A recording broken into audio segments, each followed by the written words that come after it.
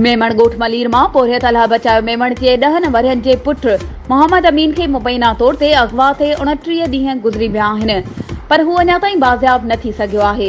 इन सिलसिले में गुम थियल ॿारड़े मोहम्मद अमीन जे वालिद अलाह बचायो अमर रुबीना समाजी अॻवान इशफाक मेमण ऐं एहसन मेमण सां गॾु अवामी प्रेस क्लब मलीर में पुरजूम हंगामी प्रेस कॉन्फ्रेंस कंदे चयो आहे त असांजे मासूम ॿारड़े मोहम्मद अमीन खे मुबैना तौर ते अगवा थींदे 29 ॾींहं गुज़री विया आहिनि, पर अञा ताईं खेसि बाज़ियाब न करायो वियो आहे।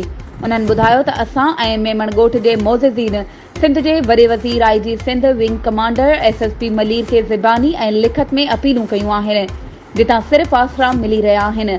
मथां ईद अची पहुती आहे, असांजे घर में कोहराम मतल आहे। हिन भेरे असां ईद जी ख़ुशी बदिरां रोई ॾींहं गुज़ारींदासीं। हुननि सिंध हुकूमत समेत समूरनि वसवारनि खे अपील कई त संदन बचे मोहम्मद अमीन खे बाज़ियाब करायो वञे।